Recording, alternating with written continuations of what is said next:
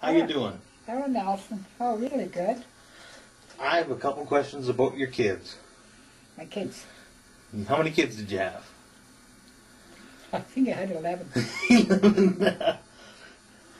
I don't keep track of them no more. Okay. So the first one's Arnie. Yes. Tell me about Arnie. Arnie, he's my firstborn, and I always enjoy the company of him when he comes in. He wants to come in sometimes just to talk. It could be about anything, but he knows that I know. So he'll ask me questions, and he marks them down, and he answers. We have a nice visit sometimes. Sometimes he wants something to eat. And I said, what about dried meat? Would you like some dried meat? They said, oh yeah. He said, we got some moose fat to go with it. So that's what I put up on the table. Wow. Unfortunately, he passed away a couple years ago. Yes. It was a sad, sad time. Yes, it was. My heart cries for him.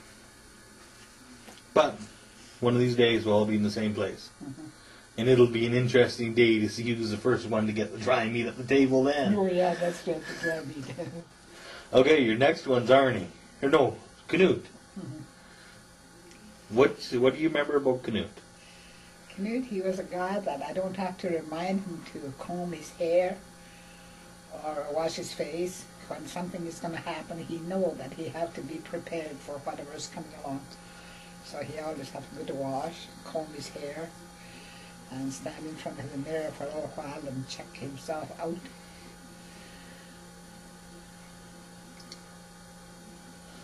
So he went way back when he used to have hair.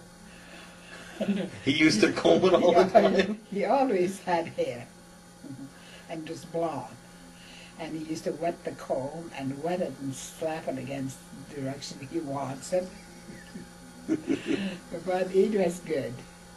And he's the only guy that seems like he thought he's supposed to do something with his hair. The rest of us just let it go wherever. Yeah. Okay, another one of my uncles that I don't remember too well, Teddy. What do you remember about Teddy? Teddy, he was willing to go to do things all the time. But we didn't have places for him to go. And what you said he had a nickname? Mm-hmm. What was his nickname? You already heard? Yeah. Okay, well, it's his own put together a name, His name is Teddy Carl Slugger Lowe. Slugger Lowe. That's the name he likes to go by. Was that on his birth certificate? No. That's just his own name, that he likes. And now to the third boy in the lineup, Tommy. Tell me something about Tommy. Tommy, he's a guy that he likes to go trapping. He loves going trapping. So if he gets a chance to go with Emerson, wherever it was, Emerson Montgomery? Yes, well, he'll go with him. And they'll set traps, and Emerson will tell him a little bit about where's the best place to set traps and all that. But I think Canute knows it without Emerson telling him where's the best place. So he has to have a tree with a mark on it to show. You mean Tommy? Yeah. And people usually do that on their trap line one time. Everybody know where their traps are set.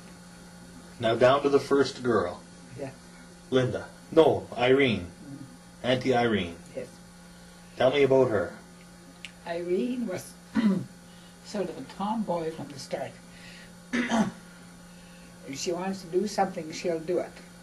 And then it's just sort of tomboyish way, but then she always does something that she wanted to do.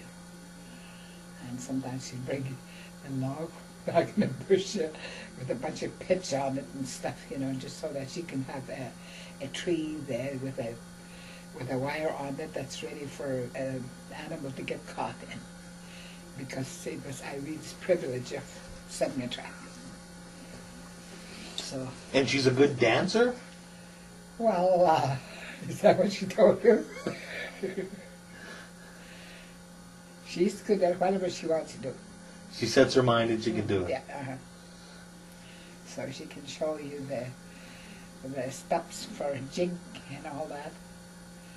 And she'll explain to you which one is for this and which one is this and all that. So she's got all the names of all the steps of jigging and all that.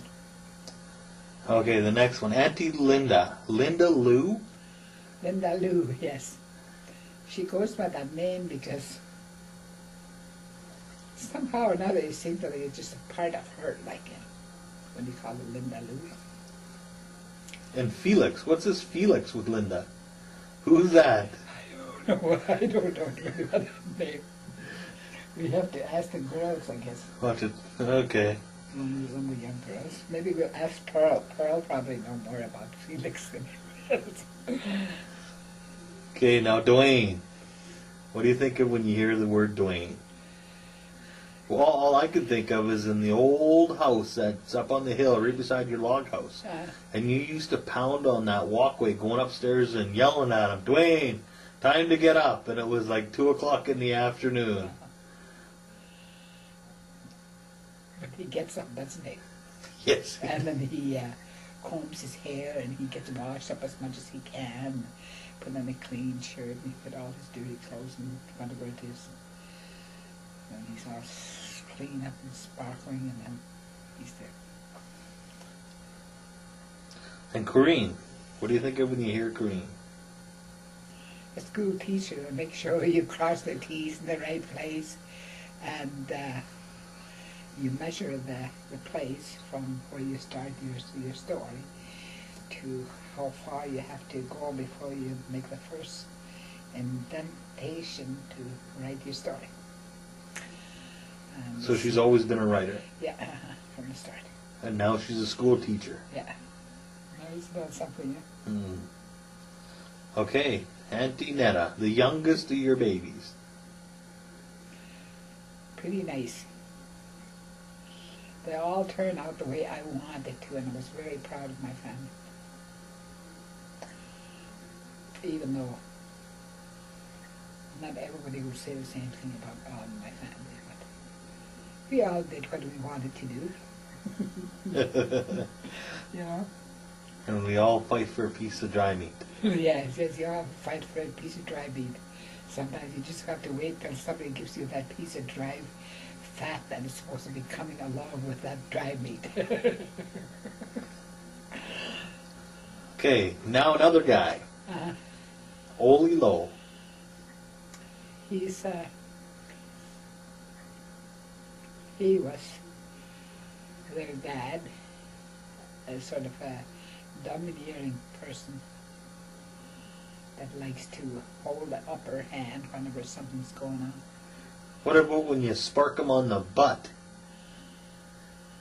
I never spark a man on the butt. No way. No. Well, tell me the story about holding the little spark plug wire while he pulled the kicker over. Oh, yeah. Well, if the kicker wouldn't go, you have to hold the spark plug and make sure there's enough light in it. And then, light by meaning a little bit of power. Yeah, a little bit of power.